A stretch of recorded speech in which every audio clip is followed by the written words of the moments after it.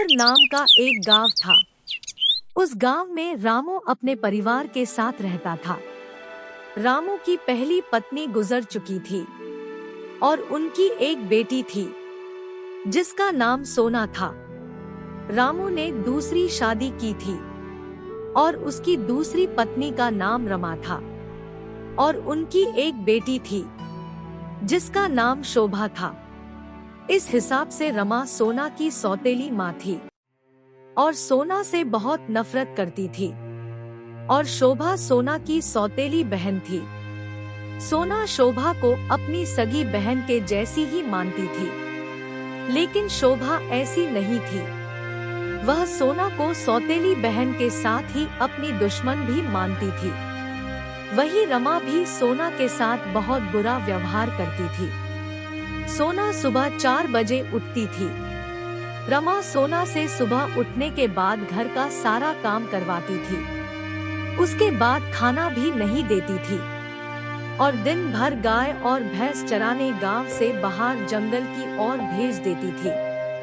सोना पूरा दिन गाय भैंस को चराती और शाम को घर आकर फिर से घर का काम करती थी। लेकिन इतना सारा काम करने के बाद वह जब भी खाना खाने बैठा करती थी, तब उसकी सौतेली माँ और बहन उसे खाना खाने नहीं देते थे, उसे बुरा भला बोलते थे। सोना पूरी रात अपनी माँ को याद करके बहुत रोती थी। सोना को उसकी सौतेली माँ और बहन काफी परेशान किया करती थी और उसे बहुत मारा करती थी।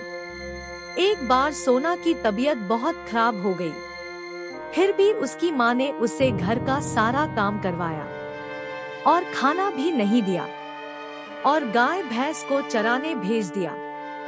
गाय और भैंस को लेकर वो जंगल में गई। वो एक पेड़ के नीचे बैठी थी। तभी उसे एक काफी कमजोर बूढ़ी औरत नजर आई। वह बूढ़ी औरत इस लड़की के पास आई। बूढ़ी औरत ने धीमी आवाज से कहा, हे लड़की, मेरा गला सूखता जा रहा है, क्या तुम्हारे पास पानी है? सोना के पास पानी तो नहीं था, लेकिन सोना ने अपनी भैंस का दूध निकालकर उस बूढ़ी औरत को पीने को दिया। बूढ़ी औरत सोना के इस व्यवहार से बहुत खुश हुई और वहां से चली गई। अगले दिन वह औरत फिर सोना के पास आई और कहा कि मुझे बहुत भूख लगी है, क्या तुम्हारे पास कुछ खाने के लिए है? सोना ने कहा, नहीं, पर आपको मेरी भैंस का दूध दे सकती हूँ। आप इससे अपनी भूख शांत कर सकती है। सोना ने उसे भैंस का दूध दिया। दूध को पीने के बाद वह औरत फिर वहां से चली गई। यह बहुत दिन तक चलता रहा। एक दिन सोना की सौतेली माँ ने भैंस के दूध पर ध्यान दिया। तब उसे पता चला कि भैंस पहले से कम दूध दे रही है। सौतेली माँ ने सोचा कि सोना ही जंगल में दूध पी लेती होगी, इसलिए उसने सोना को खूब मारा और कहा कि अगर अब भैंस का दूध कम हुआ तो मैं तुम्हारी जान ले लूंगी।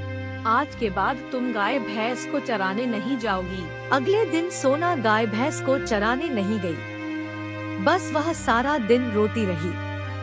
एक बार की बात है, घर पर कुछ मेहमान आए हुए थे। सोना ने सारा खाना बनाया, लेकिन शोभा ने चुपके से खाने में ज्यादा नमक डाल दिया ताकि सोना को उसकी माँ से मार और डांट पड़े। जब मेहमान ने कहा कि खाने में नमक ज्यादा है, इस पर रमा को बड़ा गुस्सा आ गया। रमा ने सोना को बहुत मारा और कहा कि निकल जाओ मेरे घर से। सोना बहुत रो रही थी। वह कह रही थी कि माँ, आपके अलावा मेरा कोई भी नहीं है, मैं कहाँ जाऊँ और क्या करूँ? पर रमा ने उसकी एक भी नहीं सुनी और उसे घर से निकाल दिया। सोना ने घर से बाहर होने के बाद जंगल का रास्ता चुना। वह जंगल में चलती गई। शाम के समय वह जंगल के बीच पहुंच गई। जंगल के बीच में उसे एक झोपड़ी दिखी। सोना मदद के लिए उस झोपड़ी में गई।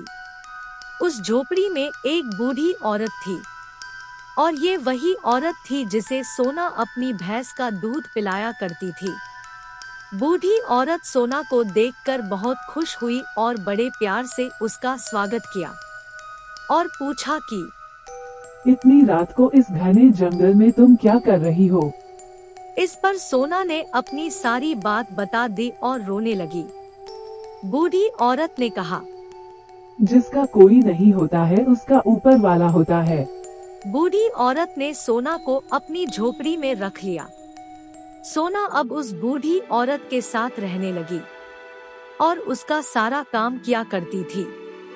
1 साल बाद बूढ़ी औरत को जानकारी मिली कि राजा को राजकुमार की शादी के लिए एक सुंदर राजकुमारी की तलाश है।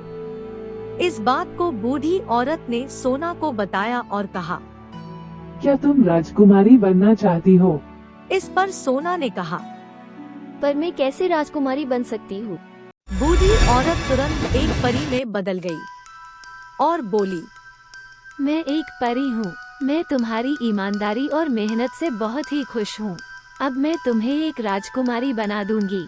यह कहने के बाद परी ने अपने जादू से उस सामान्य लड़की को राजकुमारी बना दिया और वो परी सोना को लेकर राजमहल पहुंची। राजकुमार ने जैसे ही सोना को देखा उसे वो बहुत पसंद आई और सोना की शादी राजकुमार से हो गई। अब सोना का जीवन खुशियों से भर गया और उसने परी का बहुत आभार माना।